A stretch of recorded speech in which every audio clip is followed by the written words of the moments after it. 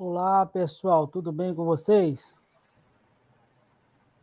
Espero que esteja tudo bem, que o Eterno esteja abençoando. Tivemos um pequeno probleminha aqui, a gente entrou no link de outra live de manhã, mas está tudo bem. Tudo bem aí, professor? Está me ouvindo? Estou ouvindo, só que está com eco aí, professor.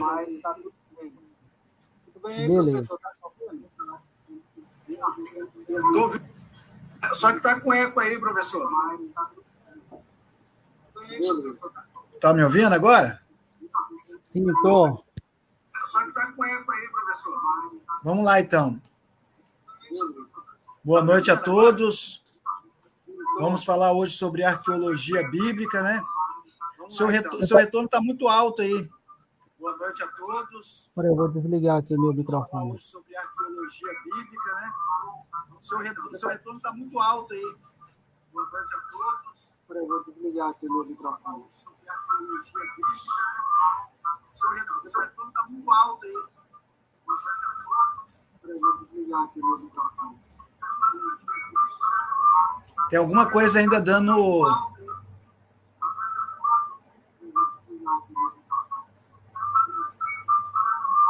Tem alguma coisa ainda dando.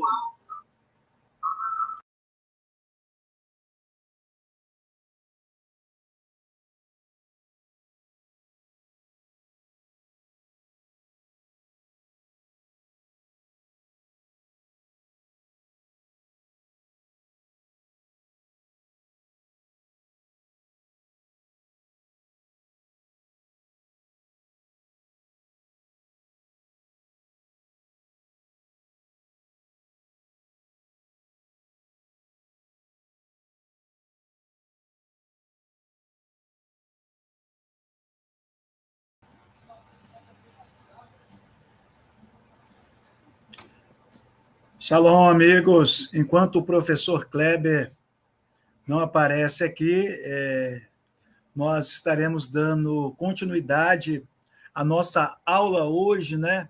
Meu nome é Leonardo de Andrade, sou professor na área de línguas semitas, né? Trabalho com história, né? Minha área de formação é história, dentre outras coisas, também trabalho na área de teologia, tá bom, pessoal?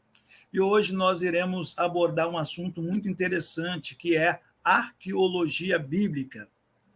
A arqueologia bíblica, ela vem tão somente para sanar algumas dúvidas, né, em relação a aquilo, né, que nós diariamente somos afrontados, né, entre aspas, e também aquilo que diariamente somos visitados, né? Então, hoje trataremos desse assunto. Estamos aguardando aí o professor Kleber, né, aparecer. Ele está com alguma dificuldade aí, mas breve ele está aparecendo aí na transmissão, né? Então, esse é o assunto, né, que nós trataremos hoje aqui, né, professor Kleber? Estou falando aqui, professor Kleber, que hoje nós falaremos de arqueologia bíblica. Maravilha. É isso aí, pessoal.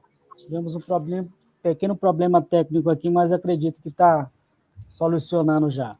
Tudo bem aí? É arqueologia bíblica. Como eu falei, seria arqueologia bíblica algo que, ou melhor, seria arqueologia uma ferramenta que tem descobertos, evidências que comprovam que a Bíblia é uma invenção humana, como algumas pessoas têm assim dito.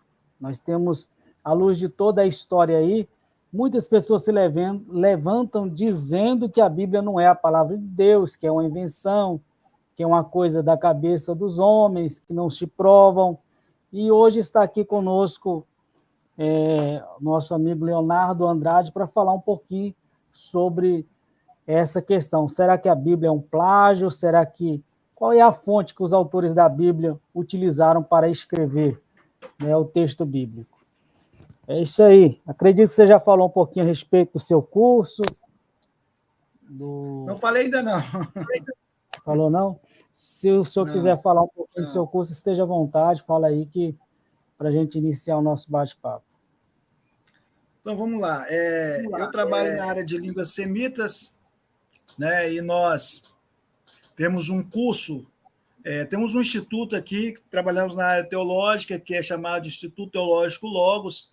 Atendemos no curso básico, médio e avançado em teologia, bem como também em línguas bíblicas, como o hebraico, uma novidade no Brasil, né, é o único instituto que fornece aramaico, né, o aramaico surioi, né, seria no certo ou no estranguelo, né? Também damos aula aqui de grego e outros cursos, né, na área de educação cristã, cultura judaica também é um dos carros-chefe do nosso instituto. Então, quem quiser, é só nos procurar, que nós estaremos atendendo aí nesses cursos aí, ok? É isso aí, maravilha. Que o Eterno esteja abençoando a todos. Professor, qual a importância aí do conhecimento do idioma hebraico, grego, para melhor compreensão do texto da Bíblia? Então, professor, muitos pensam que a Bíblia é um livro pronto, é um livro que vem tão somente para sanar, né, algumas dúvidas. A realidade não é essa. A Bíblia não vem para sanar. Aliás, a Bíblia veio para causar mais dúvida ainda, né?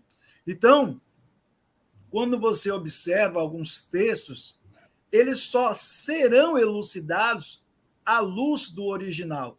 Então, tanto o hebraico como o grego e também o aramaico são ferramentas imprescindíveis para uma boa interpretação.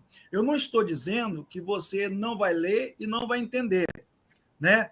Mas existem pessoas que querem dar um passo a mais. Interpretação todos podem fazer, mas exegese só as pessoas que conhecem o original. E nós sabemos que exegese é bem diferente de uma simples interpretação.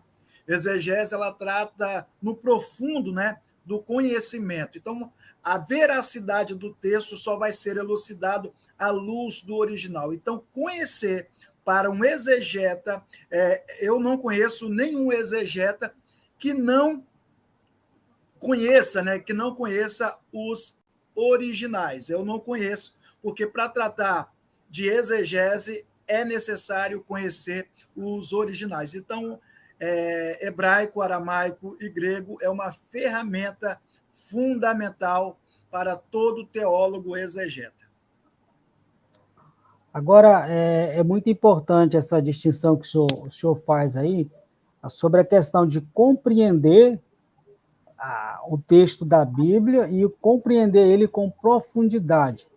Um dia desse eu estava vendo uma pessoa falando que se a pessoa não conhecer o idioma hebraico, e se ele for religioso, ele é incapaz de entender a Bíblia, porque a religiosidade da pessoa deixa a pessoa cega, né?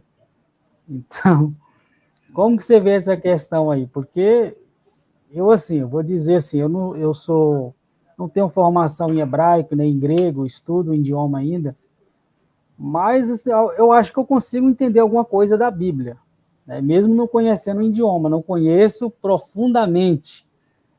E muitos têm dito assim, olha, você acredita na Bíblia, você acredita em Deus, você é cristão, porque você é um leigo, você não conhece o idioma hebraico. Se você conhecesse o idioma hebraico, não ia crer na Bíblia, em outras palavras, não ia crer em Deus. Como que você avalia essa questão?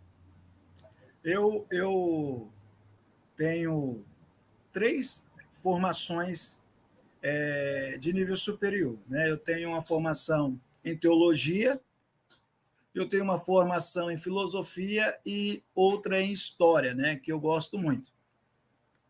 Tenho 4 especializações, que são chamadas de pós-graduações, e um mestrado na área de educação, né? Porém, Porém, algumas pessoas não poderiam, né, pelo currículo, dizer que se eu sou ou não acadêmico. Mas, hoje em dia, as pessoas tendem a julgar os professores pelo seu credo religioso, né? Só porque eles creem em Deus, eles são tidos como pseudo-professores ou algo do tipo, né? Mas isso não faz ninguém. O que vai fazer de você um professor acadêmico é a sua análise, colocada dentro de um papel ou expressada, né? Para você escrever, eu sou professor na área de metodologia do trabalho científico, que é a formação de pesquisa, né?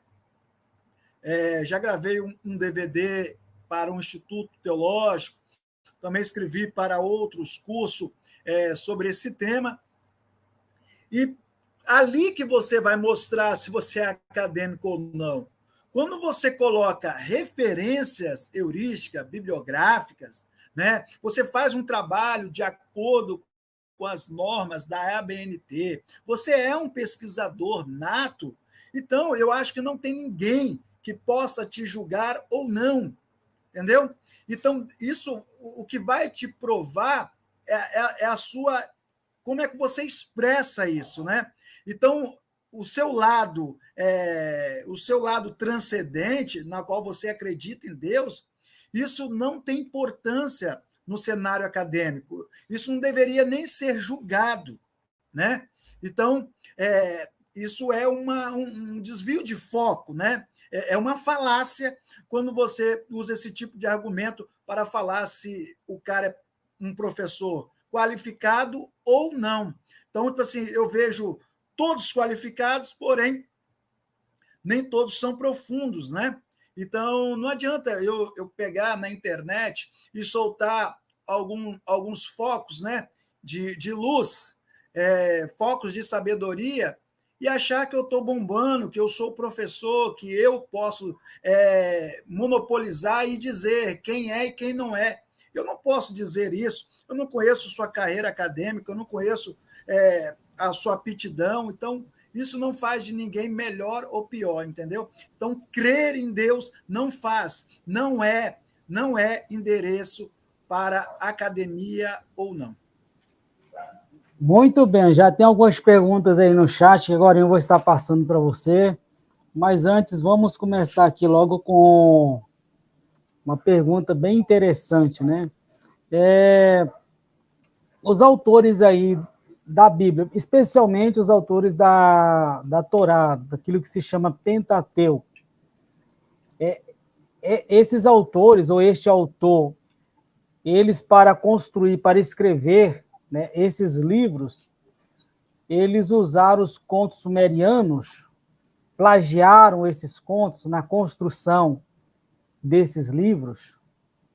Isso Então, é, vamos lá. a Torá é um plágio dos contos sumerianos, como alguns têm colocado aí?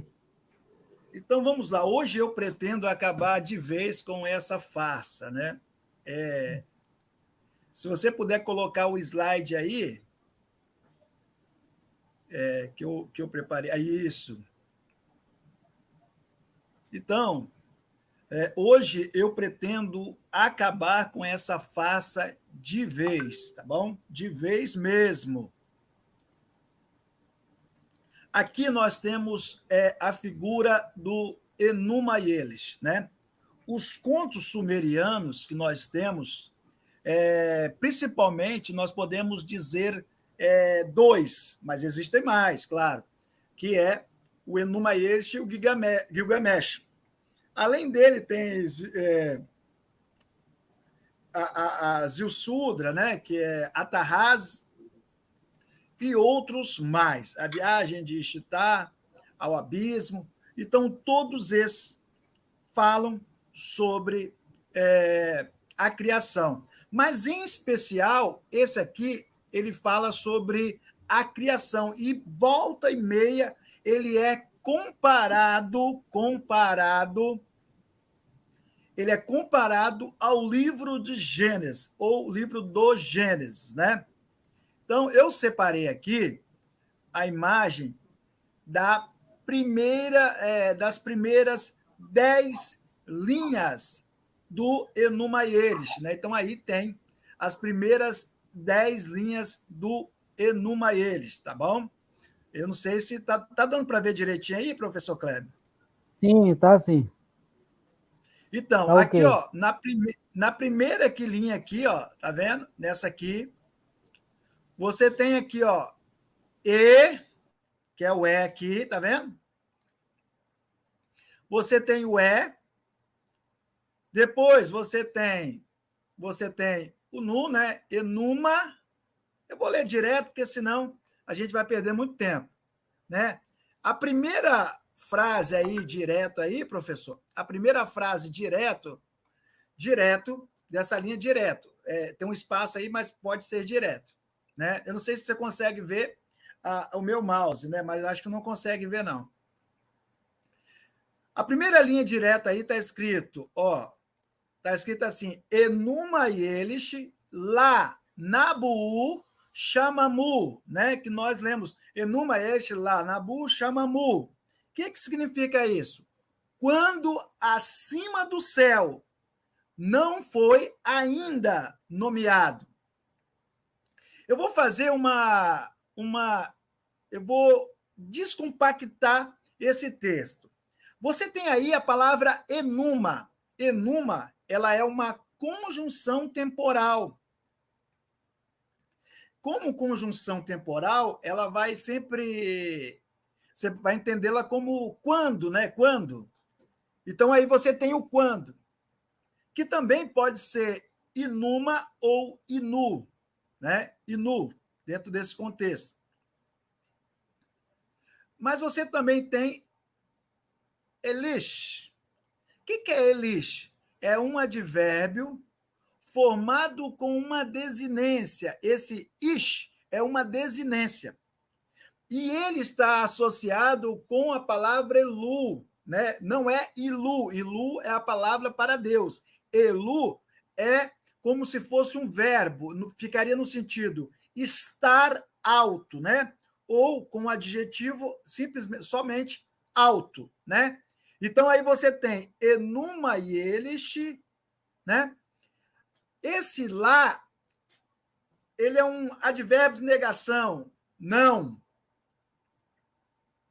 Porém, aqui ele age juntamente com o verbo na forma estativa, né? Eu estou fazendo isso aqui porque eu acho que ninguém nunca fez essa análise, né? Uma análise morfossintática do acadiano, né? Eu convido a qualquer professor, entendeu? A fazer juntamente comigo essa análise, tá bom? Eu estou à disposição.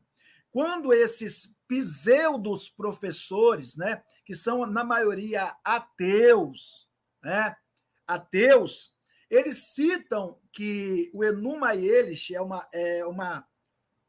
é primário e o livro do Gênesis é secundário, eles não sabem nenhuma palavra, nem conjugar uma palavra do acadiano, e querem dizer isso. Mas vamos lá.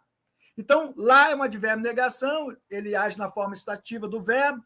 Você tem nabu, né, que seria nabiu, que seria também um verbo na conjugação estativa, que seria ser nomeado, ele está na terceira pessoa do singular, né? Isso indica também que ele está no infinitivo, né? E por último, chamamu, que é a fórmula, né? A forma que os gramáticos de acadiano chama o plural da palavra céu, né? Céu, tá ok? Da palavra céu. Então, quando acima do céu ainda não foi nomeado. O que eu estou querendo dizer com isso? Mas quando você pega o livro do Gênesis, ele diz assim: no princípio criou Deus. Bereshit Bara Elohim et hashamai ve'et haaretz. Se você observar, ele não tem esse tom interrogativo quando no céu ainda não foi nomeado. Então, ele não entra dentro da composição morfossintática na qual é escrito Enuma Eles. Então, o primeiro verso já foi descompactado e você pode ver que há um deslize hermenêutico imenso quando você afirma tal coisa. Por quê? Porque quando fala bem assim, Bereshit bara Elohim et hashamai ve'et haaretz, você está dizendo assim que você tem certeza do que você está fazendo. Tanto é que a ordem ali é a ordem do falar, né? Tanto é que eu sempre uso que esse falar, criar ao falar, Salmo, né? Terrilim, Salmo 33, verso 6, eu crio ao falar, o único que pode fazer isso é o próprio Eterno, é o próprio Deus. Mas o Enuma Elish, quando no céu ainda não foi nomeado, então nem foi nomeado ainda. Então as coisas estão em composição. Por quê? Porque a ótica mesopotâmica e sumeriana, né, eles entendem que ali ainda há um caos. Entendeu? Ainda há um caos. Vamos para o segundo verso, né? Eu pretendo ser mais rápido. Aí, na segunda linha aí, toda a linha, professor Kleber, na segunda linha, toda a linha, está escrito assim, Shaplish, Amatum, Shumala, Zakrat. Shaplish, Amatum, Shumala, Zakrat. Que vai significar, né? Ali você pode colocar uma conjunção, né? Sabendo que ela não existe, mas você pode colocar apenas para um favorecimento da sua leitura. E abaixo da terra não foi pronunciado pelo nome. E abaixo da terra não foi pronunciado pelo nome. Aí você tem Shaplish, que é abaixo, né? Ele é um advérbio, né, com o sufixo ish também, novamente com o sufixo ish, e nós já falamos que esse sufixo ish, né, é uma desinência. E essa palavra vem de chaplu, que significa sob, né? Para entender isso aí, todos sabem que sob significa o lado de baixo. Por isso que é abaixo da terra. A palavra aí, amatum, é uma palavra literária, né? Essa palavra é uma palavra literária usada nos contos sumerianos para terra, né? E ela tem uma desinência, que é atum. Toda vez que você vê T nos contos sumerianos, né, T, você vai entender que é como se fosse o hebraico também, um nominativo feminino, né? Algo de uma palavra feminina. Então, é uma palavra feminina, né? E também ela responde como sujeito, já que é nominativo. Eu fico rindo porque esses camaradas são muito engraçados. Aí tem Shuma, né? Shuma já está em outro caso. Só lembrando que no acadiano, professor Kleber, só temos 3 casos: nominativo, acusativo e genitivo, tá bom? Shuma já é o caso acusativo, né? Para Shumu, que seria a palavra nome, né? Aí seria o objeto, né, nessa frase aí que nós acabamos de falar. Zakrat também é o verbo na sua forma estativa, de zakaru, né? Que seria falar, que pode ser traduzido no sentido do particípio passivo, né? Que é e pronunciado, e pronunciado. Então, a forma desse verbo está na terceira pessoa do feminino, porque o sujeito é terra e é feminino. Então, o que você tem aqui? Abaixo da terra não foi pronunciado o nome. Então, quando você observa isso, abaixo da terra não foi pronunciado o nome. Nós temos o segundo versículo da Bíblia, Vamos ver se eu lembro, né? Verhal, Saitá, Torro, Vavorro, Verroche, Alpine, Terron, Verua, Elohim, Merahefet, Alpine, Ramaim. É isso mesmo, né? Então, quando você tem ali, e a terra era sem forma e vazia, e o Rua, Elohim, se movia, Merahefet, né? Tremulava sobre a face das águas, Ramaim, não tem nada a ver com Enuma e Elish. Você entende isso, professor Kleber? Que isso é uma farsa. Abaixo da terra não foi pronunciado pelo nome. Não, mas vamos ler mais, porque talvez a pessoa deve estar pensando assim, mas Leonardo, não tem abismo, não tem... Não, a Bíblia é totalmente diferente. Professor Leonardo, Entendeu? faz o seguinte, a tua apresentação tá legal aí, você fez aí um exame, né, não, gramatical. Eu gostaria que você fizesse a leitura em português, tanto do texto bíblico e do texto aí que você tá utilizando aí para melhor compreensão das pessoas, É para o que eu estou melhor fazendo. disposição. Não, A estou falando primeira assim, linha você toda... só lê o texto, sem igual que o senhor fez agora uma análise, né? Explicativo. Só lê o texto em português para tanto o texto bíblico como do esse outro texto Entendi. aí, entendeu? Então, vamos lá. Então, nessa linha 3, nós temos Iapsu, o primeiro, né? Ou o mais antigo. Apsu, seu criador. Quem é Apsu? Apsu seria a divisão, né? Seria chamado também da água doce, né? Tiamat é a água salgada e Apsu a água doce, né? Você vai ver em sumeriano Abzu, né? Que é a palavra acadiana para Apsu, né? Então Apsu é considerado um deus, tá? É considerado um deus. Então você não vai ver, né, no versículo 3 nada disso. No versículo 4 vai dizer: "E Criador Tiamat, que gerou todos". Então quem criou todos foi Tiamat. Aí, só para você ter ideia, só para você ter uma ideia, e Tiamat, né? E Tiamat criou todos. Quem foi o criador no âmbito geral foi Tiamat. E algumas pessoas, né? Eu prefiro observar, né? Algumas pessoas elas fazem uma conexão entre a palavra Terron com Tiamat. É interessante. Linguisticamente, cabe isso. Cabe sim. Entendeu? Porém, se for Tiamat realmente ali, para Terron, então Terron que deveria ser o, o, o criador de todas as coisas, e não Elohim, e não poderoso. Então você já entra em discrepância aí, fora as outras coisas. Eu vou andar porque senão a gente acaba se perdendo. Então você vê que eu mostrei, né? Não só falei, né?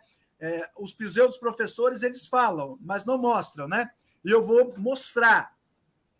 Então eu acabei de mostrar que Enuma e Elish não tem nada a ver com o livro de Gênesis, apenas algumas similaridades.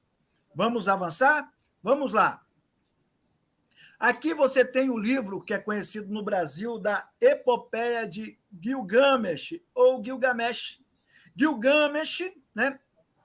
Esse aqui foi escrito por uma mulher chamada Sandas. Sandas. Essa mulher, quando ela escreveu esse texto, essa mulher, quando escreveu esse texto aí, professor Kleber, ela fez essa tradução, né? Ela teve um problema com tuberculose e ela ficou com uma certa deficiência na sua visão. Só para você ver o caráter, o caráter não, a deficiência que está nessa pessoa, além de ser tratada num sanatório. Só para você ter ideia. Então, essa pessoa que fez essa tradução. Então, essa tradução aqui, feita por N.K. Sanders, é a tradução que nós temos aqui no Brasil. Como muitos desses pseudos professores não leem, não sabem ler, e são ratos de internet, come tudo, eles pegam esse texto e dão como verdade. Aí eu coloquei aqui as comparações entre a Epopeia de Gilgamesh e o livro do Gênesis, na descrição da criação do homem, o comparando com Adão bíblico, possuem semelhanças superficiais, é o que eu disse, em um detalhe ou outro, mas no conteúdo como um todo, as diferenças são gritantes. Então, o Enuma Elish, eu já provei que o Enuma Elish não tem nada a ver. Agora estou dizendo que o outro conto, Gilgamesh, também não tem nada a ver, e eu vou provar. Essa versão fake, manipulada, que circula na internet, ela diz assim, versão de Gilgamesh que circula na internet, o povo de Uruk, descontente com a arrogância e luxúria do rei Gilgamesh, exige dos seus deuses a criação do homem que fosse o reflexo do rei, e tão poderoso quanto ele, para que pudesse. A deusa, então, concebeu em sua mente uma imagem, cuja essência era a mesma de Anu, o deus do firmamento. Ela mergulhou as mãos na água, tomou um pedaço de quê? Barro, ela o deixou cair na selva, e assim foi criado o nobre Enkidu, né? Senhor da terra. Então, Enkidu, né? En é a palavra para senhor, que terra, né? Então, aqui o Senhor da Terra foi criado aqui. Essa é a versão que circula na internet, que Enkidu foi criado a partir de um pedaço de barro, né? Enkidu foi criado inocente, longe da malícia da civilização, vivendo entre as criaturas selvagens e compartilhando a natureza com elas. Ele era inocente a respeito do homem e nada conhecia do cultivo da terra. Enkidu comia gramas nas colinas, junto com as gazelas, e rondava os poços de água com animais da floresta, com rebanhos de animais de caça. Olha só que interessante. E ele se alegrava com a água. Isso é quem diz, é Sanders, né?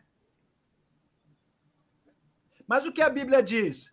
A Bíblia diz assim, façamos o homem a nossa imagem, conforme a nossa semelhança. Bereshit, Gênesis 1, verso 26. Então o Senhor formou o homem do pó da terra e lhe soprou nas narinas o fôlego da vida. E o homem passou a ser alma vivente. Bereshit, Gênesis 2, 7. E diz assim, mais à frente, no Bereshit, Gênesis 1, 29 e 30. Eis que vos tenho dado todas as ervas que dão semente e se acham na superfície de toda a terra, e todas as aves que dá fruto, que dê semente. Isso vos será para mantimento, e todos os animais da terra, e todas as aves do céu, e todos os répteis da terra, em que há fôlego de vida, toda erva verde lhe será para mantimento. Então você vê aqui que... O que você vê aqui? Você vê claramente, né? Você vê claramente que há uma certa similaridade, né? Uma certa similaridade, se você for observar por essa parte fake, tá bom? Mas o que a epopeia de verdade diz sobre a criação do homem? Ó, quando Aruru ouviu isso, ela criou em si o Zikrat de Anu. Aruru lavou as mãos, ela comprimiu fora um pouco de argila e jogou para o deserto. Ó, não está falando que ela criou a partir da argila, professor. Presta atenção. Na selvageria, aí tem uma lacuna, né, que a gente não consegue ler, que ela criou o valente Enkidu, nascido do silêncio, dotado da força de Ninurta. Seu corpo inteiro estava desgrenhado como cabelo. Ele tinha uma cabeça cheia de cabelo como uma mulher. Seus cabelos, né, em profusão com Ashnã. Ele sabia, nem as pessoas, nem se estabelecer está, mas usava uma roupa como Sumucã. Então, isso aqui fala claramente sobre isso. Então, a primeira grande diferença fundamental é que a narrativa de Gilgamesh, Enkidu não foi o primeiro homem a vir à existência.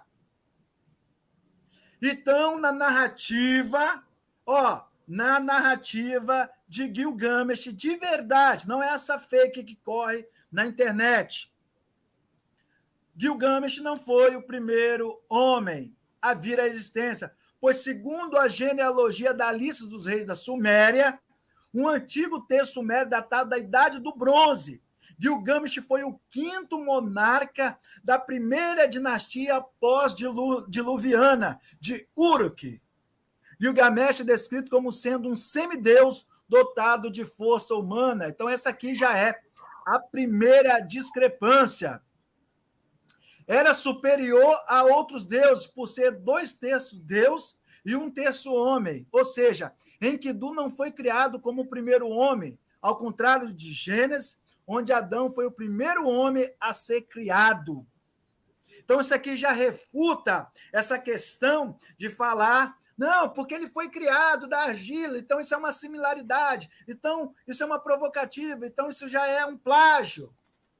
Então, você vê que é totalmente diferente. Em Gilgamesh, diz Aruru, pegou a argila e jogou no deserto, criando Enkidu, nascido do silêncio. Ele tinha uma cabeça cheia de cabelo, como uma mulher. Enkidu, nas representações artísticas, a Suméria é representado como metade touro, metade humano, bem diferente do Adão bíblico. Olha só, isso aqui é uma foto, né, de Enkidu. Tem alguma coisa a ver com Adão, professor? Isso aí? Me fala aí. Era um Adão bem diferente, viu? Não Se tem for nada Adão, a ver com Adão. muito diferente. Então, vamos lá. Então, isso aí já... Você já pegou... Vamos dar uma adiantada? Você parece estar com sono aí. Tô não, é porque é mania mesmo. Pode falar aí, tô tranquilo. Você trabalha à noite? Não trabalho, mas hoje eu estou descansando. É só mania mesmo de abrir a boca. Pode? Então, vamos lá. Então, tem outros textos, mas eu vou pular, porque senão a gente vai ficar muito centrado só aqui, né? Aqui, vamos para os centrais.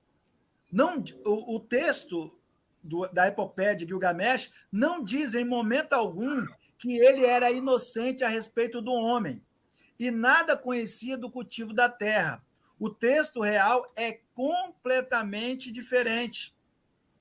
Aqui já fica evidente duas narrativas completamente diferentes. De um lado, em Gilgamesh diz apenas que era uma pessoa inocente que comia grama com as gazelas. Já em Gênesis, diz completamente o oposto. Diz que Adão possuía todas as árvores com semente que dão fruto, e todos os animais estariam sujeitos ao homem como mantimento.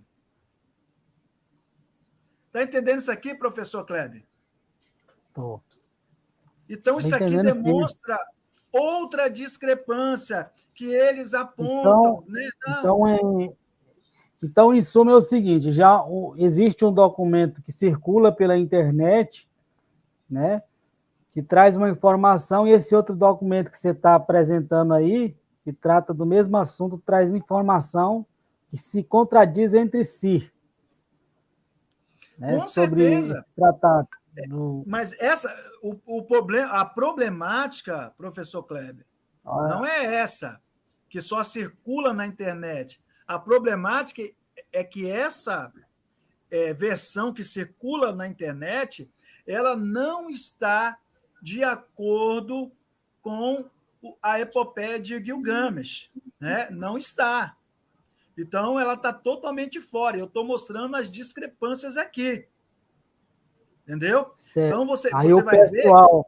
Aí o pessoal que quer atacar a Bíblia, eles estão usando essa versão fake, como você está dizendo. A Para versão que o fake. pessoal compreenda melhor. É melhor você usar o original, usa o original. Não usa a versão fake, tá? Então, tipo assim, outra coisa aqui, outra passagem que não lembra nem de longe Gilgamesh, mas que suporta seu poder sobre as pessoas como um touro selvagem. O que ela não parava de dizer, achado graça com ele. Torna-se consciente de si mesmo, porque essa referência do boi selvagem.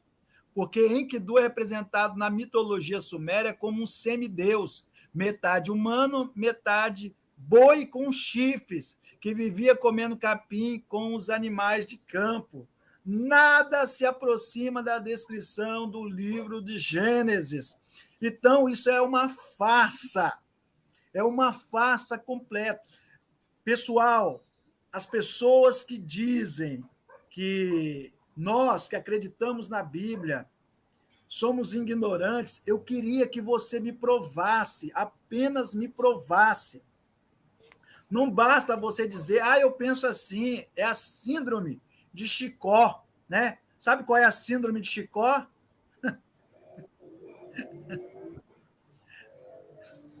A síndrome de Chicó é essa, entendeu?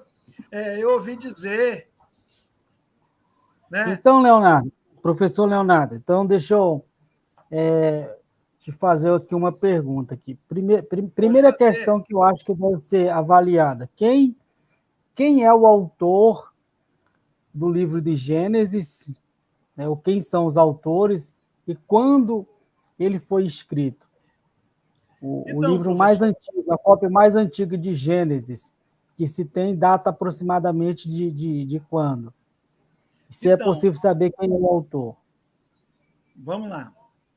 Eu tenho um material aqui, né, que depois que eu terminar aqui, eu ia fazer essa análise, mas vamos aí. O livro de Gênesis, eu acredito que foi escrito por Moisés. Porém, no século XIX, com a crítica textual em evidência, né, algumas pessoas, principalmente no século XIX, século XVI em diante, né, o iluminismo em alta, né, logo depois do período chamado período das trevas, um camarada chamado Jean Austruc, né, ele fez aquilo que nós chamamos de hipótese documentária, né? Foi a partir dele, né? Então ali foi que o livro, uma parte do livro foi escrito depois do cativeiro, aí criou a linha sacerdotal, deuterominista. Eu não acredito nessa hipótese, tá bom? Nós temos duas classes da arqueologia que trabalham hoje, atualmente. Tanto o Amihai, né, que seria um pouco mais voltado para as crenças nossa, né, que nós cremos em Deus, na Bíblia. Amihai ele já trabalha mais nesse sentido, e Israel Firkenstein. Né? Alguns tendem Israel Firkenstein como uma linha mais liberal da arqueologia. Apesar dele ser minimalista, né, eu não vejo ele como totalmente descrente de tudo. Né? Apesar dele... vamos supor, ele não acredita, ele acha que é um mito o reinado de Davi e o reinado de Salomão. Eu não acredito, né, porque nós temos a Estela de Dan, né, que fala ali Beit Davi, então fala categoricamente sobre o nome de Deus. Né? Então, isso aí é fato. Então, vários outros vestígios, né? A Estela de Moabe fala da dinastia Honrida. Então, tudo isso aí tem uma conotação interessante. Esses arqueólogos trabalham com a veracidade da Bíblia Sagrada. Então, eu acredito que Moisés escreveu o livro do Gênesis. Né? Claro, toda a composição do Pentateuco foi escrita, exceto a sua morte, né? Ele escreveu ali, ou possivelmente foi Josué que fez os últimos relatos para Moisés, já que foi Josué também que escreveu o próximo livro, né? Então, eu tenho um achado aqui, que eu não coloquei nesse slide, mas que seria sobre o Ketef Rinom. O que é Ketef Rinom, professor Leonardo? Seria documentos, né? Documentos da arqueologia bíblica que falam acerca de quê? Da bênção apostólica, isso mesmo, da bênção apostólica. Então, é um dos documentos mais antigos que faz essa menção, né? Nós temos aqui, chamado de... É o manuscrito de prata, professor. Não sei se você já ouviu falar. Os amuletos de Ketef Rinom, que é os rolos de prata. Esse amuleto ele está entre as 10 maiores descobertas da arqueologia bíblica e foi encontrado por um camarada chamado Gabriel, né, Gabriel Barcay, numa colina com vista para o Vale de Rinom, por isso que ele é chamado de Ketef Rinom, a sudeste, mais ou menos, da cidade velha de Jerusalém. E sabe o que está escrito nele? Está escrito Bemidbar, número 6, 24 ao 26. O Senhor te abençoe e te guarde. O Senhor faça resplandecer o seu rosto sobre ti e tenha misericórdia de ti. Que o Senhor sobre ti levante o teu rosto e te dê a paz. Então, é uma menção fantástica, professor Kleber, acerca da bênção sacerdotal. Perfeito. Então, é um documento professor, muito antigo. Outra questão, agora eu vou passar algumas perguntas do chat. Outra questão também que eu quero colocar para você é o seguinte, que uma coisa é teoria, né? Você fazer uma suposição teórica, vamos assim dizer. Outra coisa é você apresentar uma hipótese com fatos que se provam. Porque o que vejo aí é sobre essa questão aí da acusação que dizem que os autores da Bíblia, especialmente de Gênesis, ele plagiou esses contos. Esses que fazem essa acusação, eles têm algum documento que comprova que o autor de Gênesis ou os autores plagiaram ou é apenas uma hipótese, vamos assim dizer, imaginária, dedutiva? Porque achou um conto sumeriano, aí eu vou supor, baseado que por causa daquele conto que veio existir antes, o autor da Bíblia ele plagiou. Então, isso é apenas uma teoria ou tem como se provar que de fato o autor não tem como provar. Não tem como provar. Eu desafio qualquer professor inimigo da fé cristã a provar que a Bíblia é um plágio dos contos sumerianos. Qualquer professor, né? Então, não tem como provar. Aliás, repetindo, né, para alguém que perdeu, a versão da epopeia de Gilgamesh que circula na internet, que circula nas livrarias, é realizada de má fé, para mim, má fé, e feito uma má tradução, né? A pessoa que traduziu foi internada, né, num sanatório. Aliás, essa pessoa teve problema com tuberculose, a qual afetou a sua vista. Talvez seja por isso que ela cometeu tanta discrepância ao traduzir. E muitos pegam isso. A exemplo disso, eu tenho um livro aqui que fala sobre Lilith. E nesse livro, ele vai falar... O nome Lilith aparece no Enuma Elish, no Gilgamesh, na tabuinha 16ª. ele vai falar bem assim, que o nome Lilith é Sikiskililake. Sikiskililake. O que significa isso, professor? Significa... aí ele coloca lá, olha o que ele coloca, hein? Olha o que nós estamos bebendo. Olha a fonte que nós estamos bebendo. Fala assim, demônio da meia-noite, que não sei... Eu falei, meu Deus, não tem nada a ver com isso. O termo significa a ave ou a dama, a ave noturna que colhe para si mesmo toda a beleza. Olha, o que tem de demônio aí?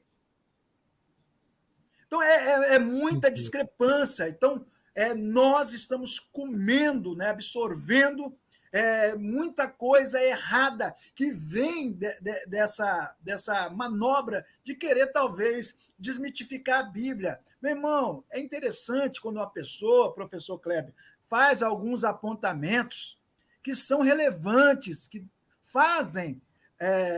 nos fazem pensar, né? Você vai chegar aí na sua casa, vai pegar a Bíblia, vai discorrer, vai pensar, rapaz, aquela pergunta foi difícil, foi interessante. Mas isso que está sendo colocado na internet atualmente, para mim, é só bobagem. Para mim, é só bobagem. Né? São professores, para mim, são pseudo-professores. Né? Teve um professor até que disse assim que eu pronunciei errado porque eu dou aula para brasileiro. Não, meu irmão, você dá aula para brasileiro, para árabe, se dá aula para judeu, todos eles merecem aprender o correto, então ensina certo, entendeu? Aí esse professor tem um disparate de ir na internet falar que existe pseudos professores. Isso é engraçado, né? Beleza, tem uma pergunta aqui do Ronaldo Lima. Forte abraço aí para você, meu amigo Ronaldo Lima. Tendo em vista que o tema é arqueologia, um dos maiores achados foi o dos manuscritos de Qumran, ou Corã. E sabendo que o mestre escreveu um livro sobre o calendário, ele usou fontes de Qumran, ou Qumran? Então, Ronaldo, né, eu chamo ele de Naldinho, meu amigo. O livro que eu escrevi sobre calendário, eu não usei fontes, né, de Qumran. Eu usei fontes. Aliás, eu usei uma fonte, seria o texto dos Cânticos de Sábado, que eu usei, que é um texto que existe nos manuscritos de Qumran, né, que é os manuscritos do Mar Morto. Então, ali eu usei eu fiz uma versão, não de todos os calendários, né, mas principalmente o calendário hebraico, entendeu? E principalmente uma conotação no calendário bíblico.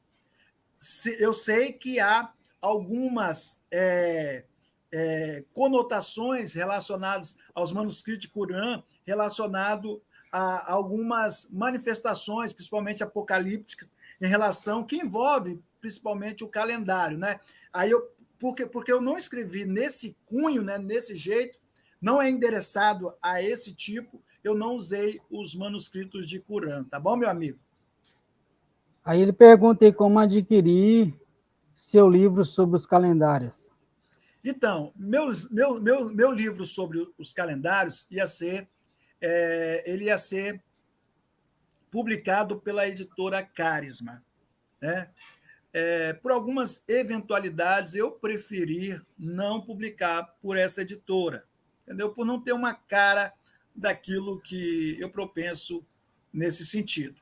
Então, eu pretendo, né, publicar ele independente. Então, brevemente estará à disposição aí comigo mesmo, né, quem quiser dispor desse livro, né? Ou uma outra editora que tem mais uma cara de judaísmo messiânico, tá bom? Outra pergunta aí, levando em conta a arqueologia, no que se trata do Velho Testamento, quais manuscritos mais antigos que se tem hoje? Então, se tratando de manuscrito, nós sabemos que nós temos o B19, né, que seria o papiro de... seria o B19, que é a... Rapaz, fugiu da mente. seria, estava na Rússia, rapaz, como é que foge assim, né? Seria do século X, né? Seria do século X. Vai vir na mente aqui. A mente aqui é muita coisa e, às vezes, dá um... Depois que eu infartei, eu tô com um problema de esquecimento, né? Mas vamos lá. Então, tem dois, né? Seria até que foi elaborado a Bíblia de Kittel, né? A Bíblia de Kittel. Mas o manuscrito, a obra, né, mais antiga que nós temos é os manuscritos de Qumran. Os manuscritos de Qumran, entendeu? Nós temos os manuscritos de Qumran que datam aproximadamente 200 antes de Cristo. 200 antes de Cristo. Então é um achado fenomenal. Foi achado todo o Antigo Testamento, exceto o livro de Esther. O livro de Gênesis, o livro de Gênesis, então, ele fora achado, né? Foi achado, claro que foi achado ali. Então Gênesis não foi uma... não tem como você... Uma criação, vamos assim dizer... Não é uma criação, elaboração. Ninguém elaborou isso. Não é uma elaboração, não é uma criação, entendeu? Isso aí é, de fato, um texto que retrata todo o Antigo Testamento, entendeu? Todo o Antigo Testamento. Então, não adianta a gente tentar, entendeu? Tentar, de alguma forma, menosprezar a Bíblia Sagrada, né? Então, não adianta menosprezar, né? Aí pergunta aqui, quais os livros o senhor tem escrito e como adquirir? Então, eu tenho vários livros, né? Porque eu sou professor e eu escrevo para algumas instituições. Tá? Eu lembrei aqui, professor, é o Códice de Alepo, né? Códice de Alepo e o Códice Leningrado, né? Leningrado, que é lá da Rússia, né? Eu lembrava da Rússia. Tanto o Códice de Alepo quanto o Códice de Leningrado, eles datam basicamente o século X.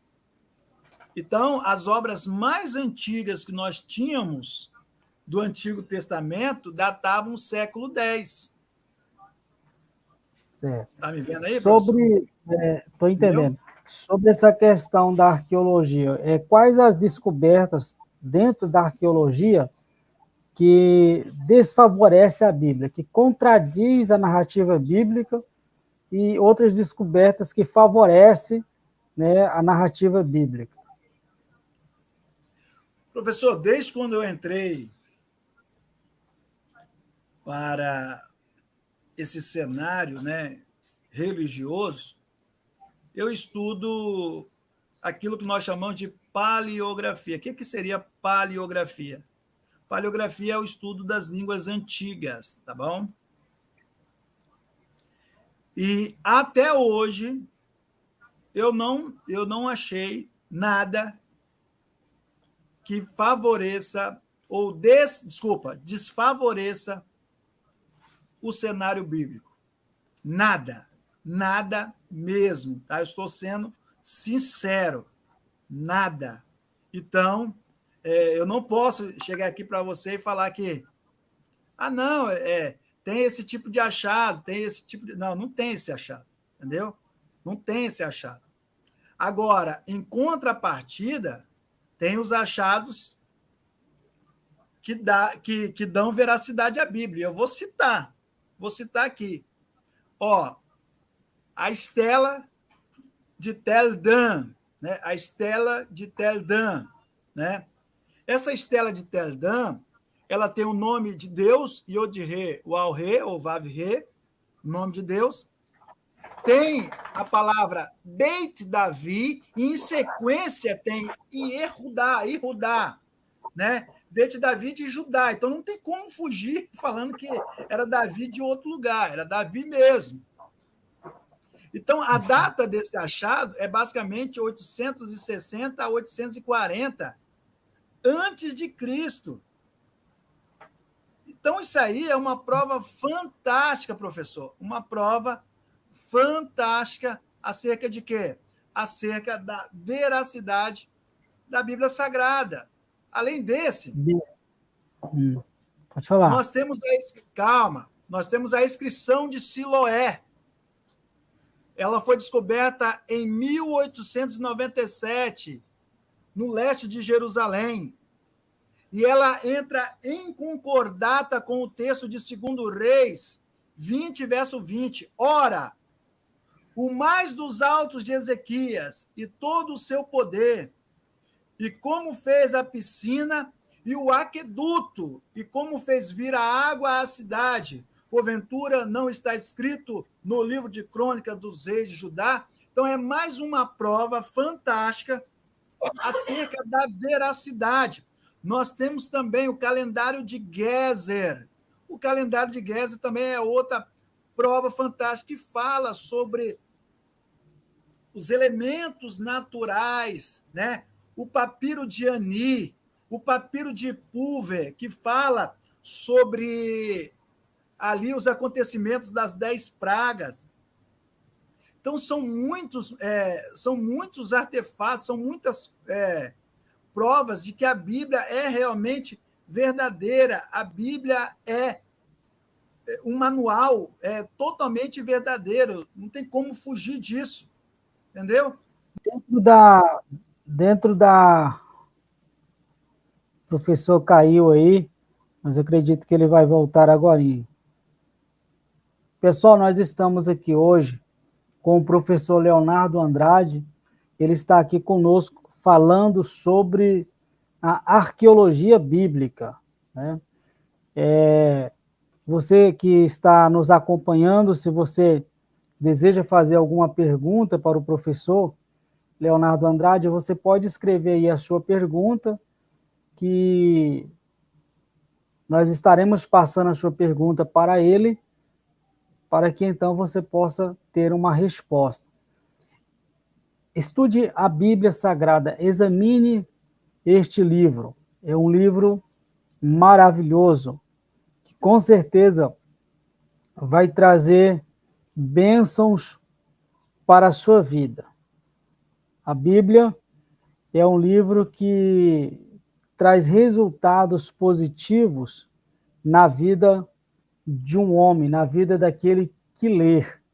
Seja você uma pessoa não religiosa, seja você uma pessoa religiosa, conheça a Bíblia, estude a Bíblia. Em uma ocasião, uma vez, em um diálogo com uma pessoa, um colega que cursava filosofia, ele me viu com um exemplar da Bíblia e me indagou: mas você acredita na Bíblia? Eu falei assim: acredito sim na Bíblia. Mas... Aí ele começou a citar, fazer algumas críticas sobre a Bíblia. Aí eu fiz uma pergunta para ele: mas você já leu a Bíblia? Ele disse: não li ainda. Aí eu questionei ele: mas como que você está fazendo críticas a um livro que você não leu? Então, você estudando a Bíblia já vai te dar muitas condições para você colocar à prova, né?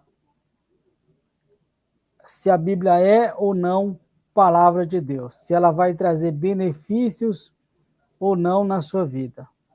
Eu tenho certeza que vai trazer, tá certo? E a Bíblia não é um livro que trata de assuntos somente religioso ou espiritual. A Bíblia é um livro que traz orientação também para todas as áreas da vida daquele que lê, certo? A vida moral, a vida familiar, a sua vida com relação aos seus negócios. Então, existem muitas orientações que você pode aprender neste livro. Você pode aprender neste livro e você, aplicando aquilo que a Bíblia te orienta, você pode ter certeza que você terá bons resultados na sua vida. Então, estou aguardando aqui o professor Leonardo retornar, ele caiu de repente aqui, não sei o que houve, mas acredito sim que ele vai estar retornando e vai estar dando continuidade aí a esta live. Amanhã vai estar comigo aqui, a partir das 16 horas, o irmão Anderson Apolinário, fazendo um bate-papo aqui, e amanhã ele vai estar falando conosco sobre o que significa a maldição da lei. Tem um texto na Bíblia que fala sobre a maldição da lei. O que de fato é maldição da lei? O que é obra da lei? A circuncisão, ela deve ser praticada ou não pelo o gentil que crê em Jesus? Sobre a questão da guarda do sábado, do decálogo e muitas outras coisas a respeito da lei, né? Da lei. Então, eu acredito que você vai ser ajudado também nesse sentido. Desde já esteja aí preparando, né, a sua pergunta para amanhã, você participar conosco. Vai ser às 16 horas, né? O Apolinário vai estar conosco e você vai poder fazer suas perguntas para ele, também para mim, vou estar participando e vou estar respondendo essas questões. Deus esteja abençoando aí, irmão Ronaldo Lima, o nosso irmão Benedito, né, pastor Benedito, que está aí, e todas as pessoas que estão nos acompanhando. Leonardo já voltou. Irmão Benedito. Pode dar continuidade aí, Leonardo. Então, eu citei algumas. Eu estava aqui falando sozinho, né? Eu não sei que é onde eu parei, né? Então, tipo assim, tem muita coisa, né? Tem muita coisa. O obelisco negro de Salmanassar III, né? Ele entra em concordado com o segundo Reis 36, e nos dias de Jeú reinou sobre Israel Samaria, foram 28 anos. Então, onde expressa ali no obelisco algumas pessoas se ajoelhando perante o rei. Isso aí é muito interessante, né? Porque nos tempos de Salmanassar III ocorreu isso também, né? Os reis de Israel se dobrando, né? Ali. Nós temos o relato persa dos versos de Nabonido, né? Que entra em consenso, entra em paralelo com Daniel 5. Nós temos o relevo na parede do templo egípcio, né, de Karnak, aonde faz uma citação de um egípcio, né, chamado Sisac, né, que seria o Xoxenque II, né? Esse Sisac é o mesmo relatado em 2 Crônicas 12, né, ali. Então você vê que todo o invólucro da Bíblia, a estela de Merepté III, né, a estela de Merepté III, ela faz uma citação de quê? De Israel. Israel está devastada e a sua semente não é mais. Olha que interessante. Nós temos a descoberta do selo do rei Ezequias. Tranquilo. Então, sobre essa questão, sobre a abordagem histórica, esses reis relatados na Bíblia, que foram reis do povo de Israel, dentro da história secular do povo judeu, isso é confirmado na literatura histórica do povo judeu ou não? Não entendi sua pergunta. Estou falando assim, os reis da Bíblia, não tem? Davi, sim, Ezequias, e sim, entre outros. Aí nós sabemos que existe o livro que conta a história lá do povo de Israel, igual tem um livro que conta a história entendi. Do Brasil. Existem relatos que essas pessoas foram reis de Israel nesses livros da história? Sim, com certeza. Os historiadores. Tem um achado chamado a estela de Mesa ou a pedra moabita, né? Essa pedra, ela tem o quê? Ela retrata a dinastia Onrida. Ela fala sobre Onri, né, que seria e seu filho, né? Ela não cita propriamente Acabe, mas cita o filho de Onri, que seria Acabe, né? Ela começa, eu, Mesa, filho do deus Quemos, né? Que é o mesmo relato da Bíblia Sagrada. Então, o texto ele entra em conformidade com toda a dinastia Onrida. Não é só um rei, mas toda a dinastia Onrida. A tabuleta de Nebo-Sarequim, né, que fala dos reis da Babilônia, o monólito de Curque, ele vai falar sobre Acabe, filho de Onri. Ele vai fazer algumas citações também de outros reis. Então, isso são provas fantásticas acerca do relato da Bíblia Sagrada. Isso são sobre provas Abraão, também sobre Abraão, Isaac, Jacó, me parece que tem até a sepultura dessas pessoas que são citadas na Bíblia, né? O povo judeu tem ali em Jerusalém. E quais são as evidências históricas sobre a existência desses personagens? Isso só se tem na Bíblia ou se tem em outros livros? Então, esses personagens, o que nós podemos dizer é que alguns relatos são paralelos que dão vestígio, né, à existência desses personagens. Exemplo disso, nós temos o Código de Hammurabi, né? Ele dá vestígio Moisés usou. Nós temos o Código de Nuzi, que dá vestígio tanto à existência de Abraão e os patriarcas. Então, você vê toda a veracidade dentro daquilo que nós chamamos de um contexto maximalista, não minimalista. Então, você, de um âmbito genérico ou geral, você consegue comprovar a existência de tais pessoas através do relato de outros materiais que já estão em existência. Qual a religião mais antiga do mundo? A religião mais antiga do mundo? Ela era politeísta, monoteísta? Olha só, religião vem do latim religare, né? Religar o homem a Deus. E isso tem um cunho cristão. Mas o que seria religião, né? Se você for observar cada religião, judaísmo, cristianismo, islamismo, todas têm, zoroatrismo, tudo tem uma data. Mas a essência mesmo do credo, da crença, ele é muito mais antigo. Então, eu acho que é irrelevante eu datar aqui quem é mais antigo e quem não é.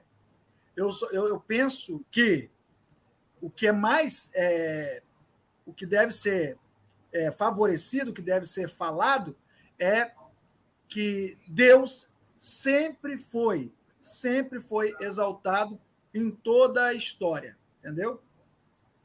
Mas, assim, alguns dizem que os povos primitivos, eles eram politeístas, acreditavam em várias divindades, em vários deuses, diferente daquilo que a Bíblia ensina, dizendo que existe apenas um Deus.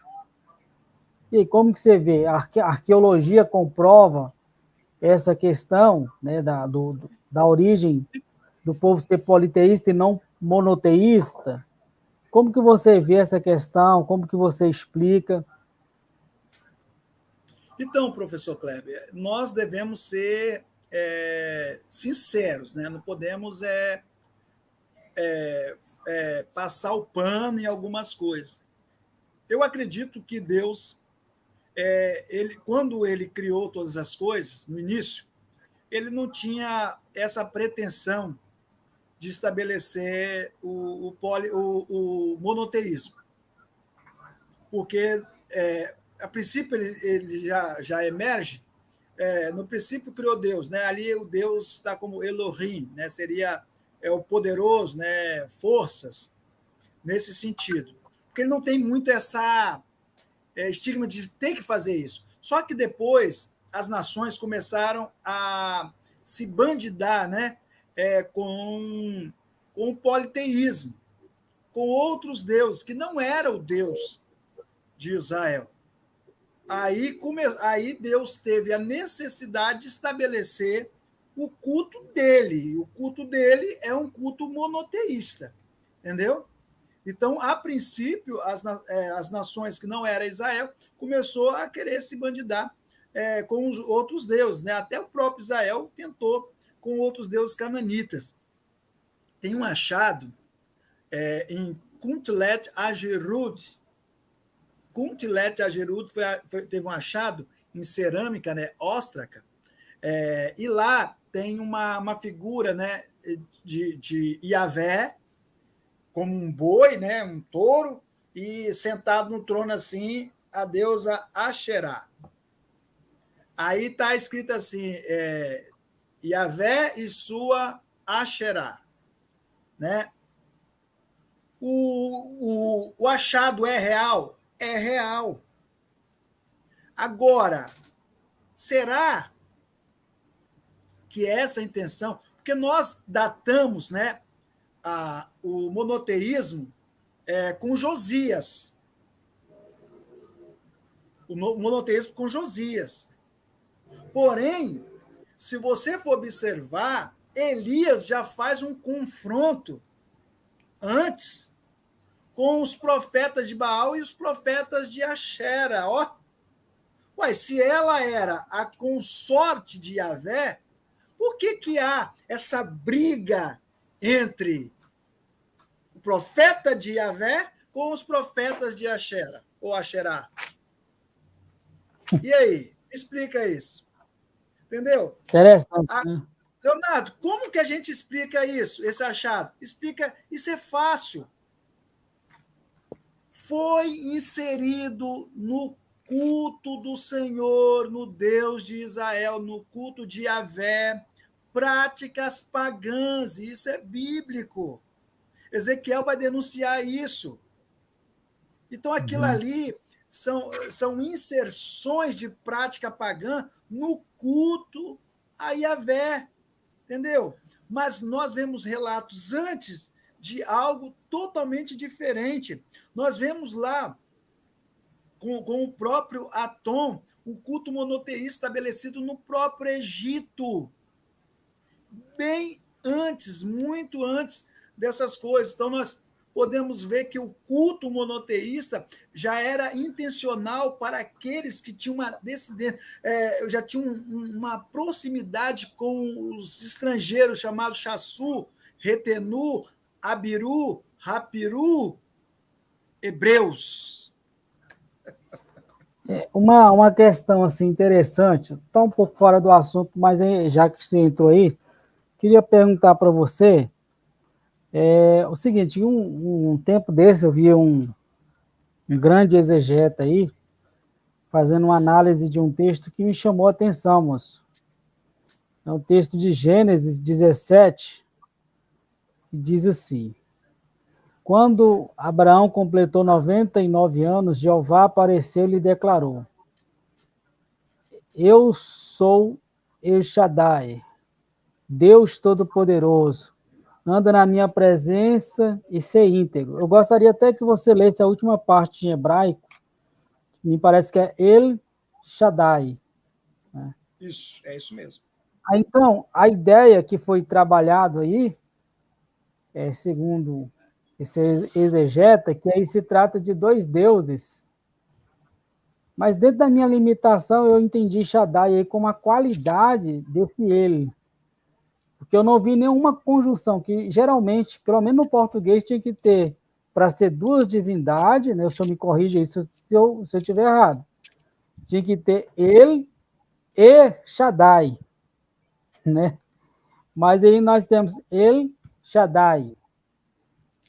Aí se trata de duas divindades ou de uma divindade que Shaddai aí é um atributo dessa divindade que é chamada de ele aí. Então, aí nós temos aqui, ó, eu estou com a Bíblia hebraica aqui, aberta, vou até mostrar, né? E ela é bem pequena. Para gente que é, aqui, ó, para gente que é caolho, né? Tem que ter algo maior, né? Mas aqui está bem pequeno. Vai ri Abraham ben Tishin Shana Verechá Shanim vai Ra Adonai cadê ele? Cadê ele?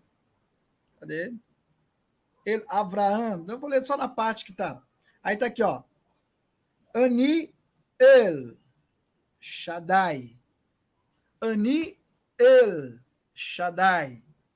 Ani, né? Como o hebraico ele não tem verbo de ligação, não tem eu sou, né?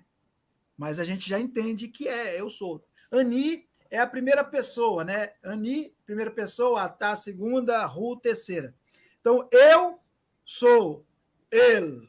Eu sou Deus. Que Deus que você é? Eu acho que Abraão deve ter dado um passo para trás.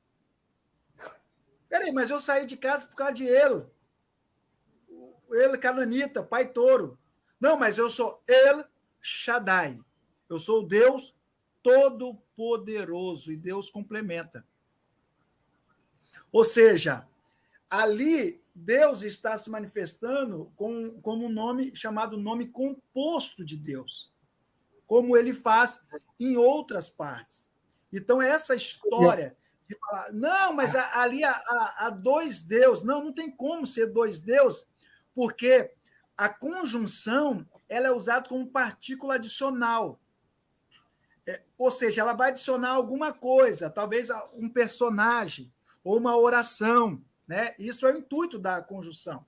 Então, ali tinha que ser Ani El, Ve Shaddai. Entendeu? Para ser dois deuses. Então, isso quem falou isso, desculpa, né? Mas ele errou na parte gramatical de análise sintática do texto. Eu sou assim leigo, cara, eu não conheço hebraico, eu sou um estudante, né? E o pessoal fala assim, ó, o povo, se você não conhece hebraico, você não entende a Bíblia. E a gente vê os camaradas que dá aula de hebraico falar essas coisas, né? Falando que Não, ele mas fala você de duas conhece muito, você divindades. está escondendo o ouro aí, você conhece muito, eu sei, para de show. Isso nada. O Ronaldo Lima está caçando briga aqui, irmão. Se eu botar a pergunta dele aqui. Tenho visto que nesses dias no seu canal sobre a Trindade, os estudiosos fazem o mesmo, dizendo que a Trindade vem dos pagãos. Tem o conceito de Trindade em quais histórias pagãs? Porque é interessante, porque assim, a gente tem que ser sincero e verdadeiro, independente da gente ser trinitariano ou não. Porque eu já fiz uma análise, o que eu vejo dentro dessa história aí é o triteísmo, e não a ideia de trindade. Né? O conceito trinitariano é diferente de triteísmo. Né? Mas Perfeito, o professor. senhor explique melhor aí, responde o Ronaldo aí. Então, Ronaldo, o professor explicou perfeitamente. O que nós vemos em outras religiões seria mais um triteísmo do que propriamente um conceito trinitariano, né? Então, mas só para a gente mexer um pouquinho, se você pegar esse livro aqui, ó, Zoar, você Eu pegar tenho. ele e dar uma lida, você vai achar que esse livro aqui é trinitariano. Porque ele fala que Deus tem três essências, três manifestações. Eu tenho outro livro aqui, Yetzer Letzirah, que fala sobre o livro da criação de Cabala. ele também fala que Deus se manifesta como uma mãe, como um filho. Então, tipo assim... Como mãe... Hã? Como é que Como é? mãe e filho aí... Como mãe e filho? Como mãe. E na Bíblia nós temos também. Por que acontece? Davi fala assim, eu me deleitarei no Senhor. Vai ter que Quando ele explicar esse fala, eu negócio. me deleitarei no Senhor, deleitar é o Explica quê? esse É negócio. amamentar. Não, o senhor explica esse negócio direito, senão isso vai gerar confusão. Daqui a pouco o pessoal vai acreditar que Jeová é do sexo feminino. Vamos lá. Jeová não tem sexo, né? É uma manifestação, né? Uma manifestação no cuidado, no amor. Né? Quando Davi fala assim, eu me deleitarei no Senhor. Deleitar é amamentar. Então ele vai mamar em quem?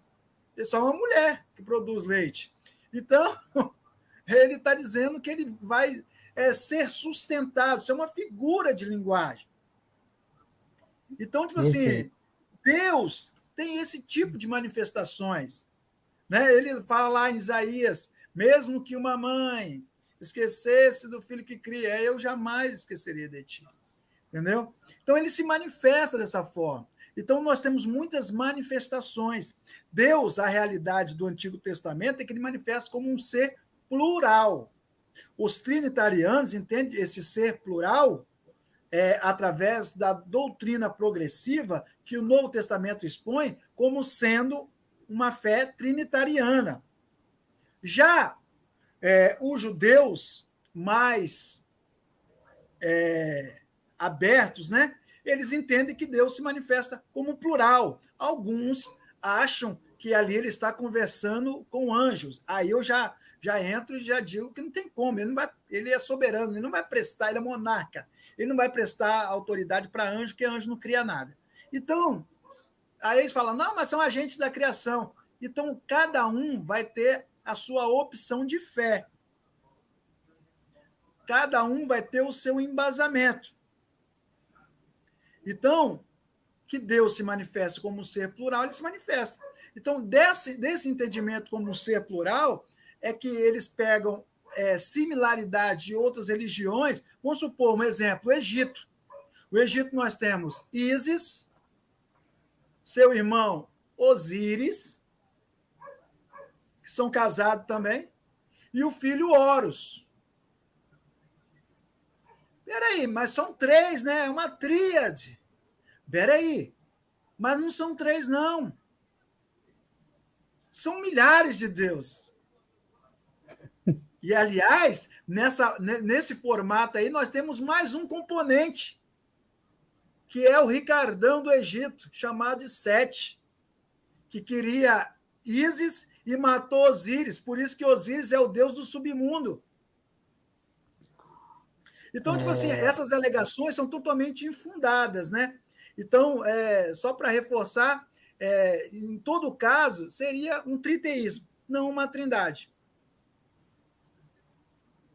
Outra questão também que eu queria colocar aí dentro desse assunto como que já entrou aí, é sobre... Porque eu vi também dizer o seguinte, que ele, né? Ele não, que El, né? Ele criou... Não, mas falaram que era El, né? Mas eu acho que é ele. El criou Jeová, o Deus que tem o seu nome como tetragrama, e criou outras divindades. E aí? Então, você pega... Você pega e certos tipos de alegações são totalmente infundadas. A pessoa não conhece a semântica, não conhece a origem das palavras e ela acaba cometendo erros, né? Ele não é o dono de Yahvé, não é o dono de Elohim, né? Apesar de nós termos termos cognatos, não é que eles são os mesmos termos. E a Bíblia trata, nós acabamos de fazer uma exegese aqui, E acabamos de falar e averiguar e observar, entendeu? A palavra Elohim, ela vem do singular Eloá, entendeu? Não O que é foi ele. dito, porque muitos acreditam assim, que ele era o principal deus cananeu, que criou aí um panteão de deuses, né, que ele era o principal criador, que mandava em todos esses, e um desses deuses é o Deus da Bíblia, que é o Deus de Israel, que foi criado por ele, que é aquele que tem o seu nome como o tetagrama. Eu até fiz um exame aí, até fiz um vídeo sobre isso, e eu descobri o seguinte, no meu análise, aí o senhor pode me corrigir, e pode comentar também, que Elohim e Eloá diz que Jeová é ele, diz que Elohim é ele, entendeu? Ou melhor, diz Elohim é Jeová, ele é Jeová, Eloá é Jeová. Nós temos textos afirmando que esses aí, que são deuses diferentes em algumas interpretações, mas a gente percebe que parece que são usados como títulos do mesmo Deus, que é o Deus que tem o seu nome como tetagrama, que é traduzido por alguns como Jeová, outros por Yahvé, e etc. Então, professor, se você for observar, Deus ele tem algumas manifestações de nome, né? Algumas nomenclaturas. Né? Ele é chamado por nome composto, por Elohim, por Yod-He, Wal-He, ele é chamado por. Até Baal ele é chamado, né? Porque nós conhecemos Baal, o Deus Baal. Não é que ele seja o Deus Baal, porque a palavra Baal significa senhor, dono, marido, entendeu? Isso são como ele se manifesta. Então, não tem nada a ver, isso é um erro de colocação. Eu também vi, falando nesse mesmo tema, uma pessoa recitando sobre o Salmo 82, né? Eu até gravei um vídeo, né, no canal do nosso amigo Isaías Navi, falando sobre o Salmo 82. O Salmo 82, ele começa assim, ó, Mismor le Asaf, Elohim, Nitzav, Beadat El. Beadat El. Olha que interessante. Bekerev Elohim Ishput. Mas ali está a Assembleia dos Deuses, não tem nada a ver com o original. Será que não? Eu não vou entrar nesse consenso se está errado ou não está. Mas eu vou de acordo com a interpretação da pessoa. Errado. Ela colocou Beadat na Assembleia, Beadat na Assembleia, de quem? Ele. Ele aqui como o Deus principal cananita. E quem chega na Assembleia de ele? Quem chega é o Deus Elohim. Nós sabemos que esse salmo aqui, ele pertence à classe, né? A classe eloísta, que aonde o nome, o tetagrama é substituído por Elohim. Então, aqui é o próprio tetagrama, é o próprio Deus, não tem como fugir. Então, Deus se achega na Assembleia de ele. Primeiro, deixa eu te falar uma coisa, aqui entra na classe do locativo, né? Esse ele aqui não pode ser entendido como um nome, tá? Como nome. Não pode ser entendido como um nome. Ele tem que ser entendido como uma área, como uma extensão, no sentido assim, na Assembleia Divina. A melhor tradução seria essa. Ou a Assembleia dos Deuses, conforme já é a nossa tradução. Está correto, essa tradução está correta. Só que vamos lá, vamos pensar de acordo com esse louco, né, que falou isso aí. Que Elohim chega e ele fica subalterno a ele. Né? Espera aí. Se você pegar os contos sumerianos, existem relatos no Enuma Elish, onde Kingu se coloca de pé na Assembleia dos Deuses. Quando Kingu se coloca de pé, ele assume a autoridade do local. E todo poder, força e autoridade é destinado a Kingu. Olha que interessante, professor. Então, aqui está dizendo que Nitzav, ele se coloca de pé na Assembleia. Se for errado, já disse que está errado, mas se for no pensamento dele, quando Elohim se coloca de pé, ele está assumindo a autoridade. Então, mesmo terceirizado, esse professor querendo desfazer de Deus, ele acaba dizendo que Deus é superior a ele. Porque até na língua acadiana, se colocar de pé é assumir a autoridade do local. Ele assume tanta autoridade do local que eles dizem que esses deuses, ele decreta a morte desses deuses, que agora são subalternos para ele. Olha que interessante. Então, não adianta nós criarmos farsas, né? Nós temos que criar suposições que nos fazem pensar, né? Eu vou pedir, né, encarecidamente aos professores negacionistas que façam pergunta, não aqui do chat, né? Esses aí, que façam vídeos, quando for denegrir a Bíblia ou os acontecimentos, mas que façam coisas com substancial, com coisa realmente válida, né? Não com esse tipo de coisa. Lembrando que esse salmo aí deve ser bem analisado, bem estudado, porque se trabalha apenas o versículo primeiro, parece que se esquece dos versículos que estão aí na sequência, né? Lembrando também que juízes em Israel eram chamados de deuses, por causa da função que eles exerciam. Então, o próprio Moisés foi chamado, né, de Deus. Quem é o Deus que julga aí? Né, que será que eram os deuses lá do céu que estavam fazendo o julgamento? Ou se eram os deuses aí da terra que faziam julgamento? É uma questão assim que deve ser analisada com cuidado, né?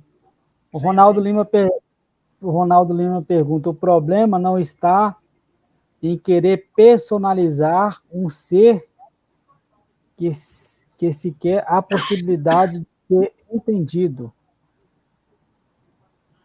O problema não está em querer personalizar um ser que nem sequer há possibilidade de ser entendido. Sim, sim. Ronaldo está certo. Como que você vai pegar e colocar altura, tamanho em Deus? Não tem como. Deus não tem altura, não tem tamanho, não tem como eu medir. Entendeu? O pouco que você sabe, a análise que estamos fazendo aqui é uma análise através da revelação, que ele se revelou para nós. É o pouco que nós conhecemos ele. Tranquilo, perfeito. É isso mesmo. Porque se utiliza, os autores da Bíblia se utilizam de uma linguagem, né, compreensível, que o autor vai ler para entender um pouco mais a respeito do texto, do Deus da Bíblia. Porque se fosse usar outro tipo de linguagem, como que a gente ia entender? Porque, como a própria Bíblia diz, Deus ele é incorpóreo, ele não tem forma, pelo menos a Bíblia não revela a forma de Deus. Ele não é um ser físico.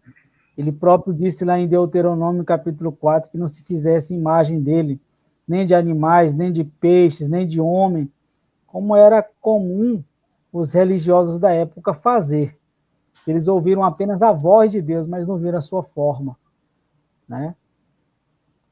Aí, por outro lado, você vê vários textos falando a mão de Deus, o Deus enxergou, Deus ouviu, Deus falou, e etc. E as pessoas, às vezes, constroem um Deus homem, né?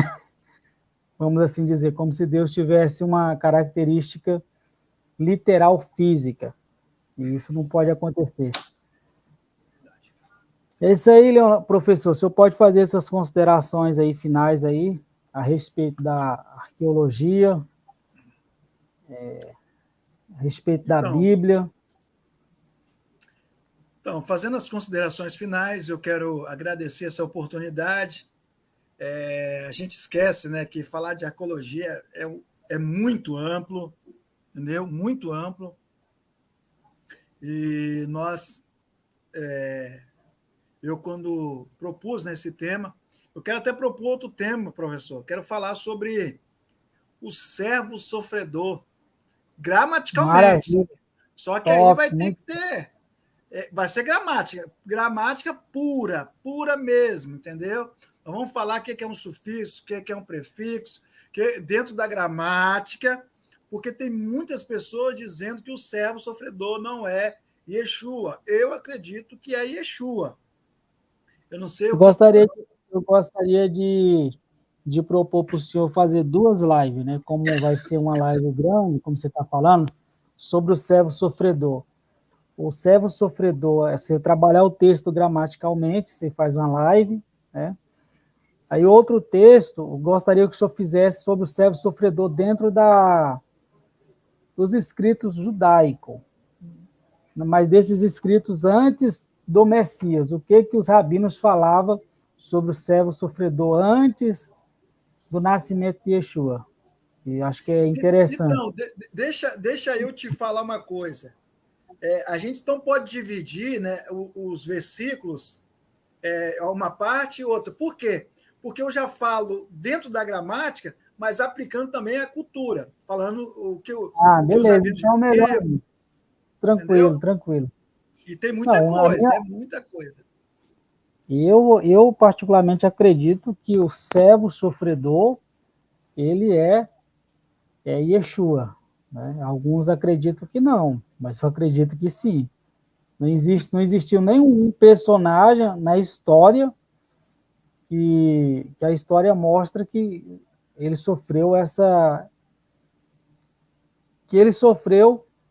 aquilo que está descrito lá em Isaías 53. Não tem como aplicar aqueles acontecimentos à nação de Israel, vamos assim dizer. É como que o povo de Israel ia morrer pelos pecados? Ia morrer pelos pecados de quem? E Nós fala vamos lá que falar aquele sobre homem, isso. tá certo? Então, pessoal, Deus abençoe a todos vocês aí. Obrigado aí pela participação. Deixa aí o seu like, se inscreva no canal, ative o botão de notificação, né? Foi um prazer tê-lo aqui. Sábado que vem, se o senhor quiser fazer já essa live sobre servo sofredor, já fica marcado aí. E fala aí mais uma vez a respeito aí dos seus cursos, né, do seu canal e etc. Pessoal, então nós estamos com um canal, né, Leonardo Andrade, professor Leonardo Andrade, né, na qual nós estamos colocando vídeos diariamente de estudos, né? Também vídeos rebatendo algumas falácias, né? Principalmente os ataques frontais que Deus tem recebido. Não que Deus precise de segurança ou defesa, mas quem crê no Evangelho precisa de pessoas que estudam, o professor Kleber, Ronaldo, dentre outros, né? Ronaldo, para falar de calendário, é uma excelência, né? Eu conheço poucas pessoas que têm essa destreza. Então, nós precisamos de pessoas assim, para defender o evangelho, entendeu? E para estar aí à frente, né? Nós vemos tantas pessoas com falta de capacidade, falando coisas que não devem. Então, nós precisamos. Então, nosso canal é para isso, tá bom? Você que quer estudar comigo, basta me procurar no meu WhatsApp, ou procurar o professor Kleber, ele passa meu WhatsApp, e nós estaremos te atendendo, tá bom? Leritra outro. Amém. Maravilha. Shalom, que o Eterno abençoe a todos vocês. Amém.